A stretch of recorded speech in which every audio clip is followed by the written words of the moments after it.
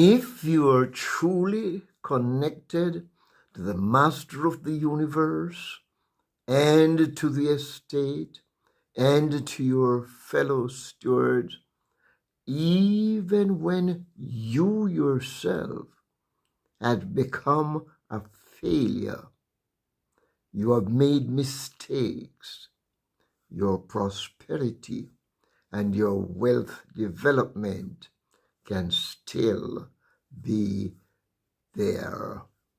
This is found in Genesis chapters 12 and 20, where Abraham, although he goofed, made a mistake, he still prospered. Be wise and prosper today. Like you to like, comment, share, and subscribe.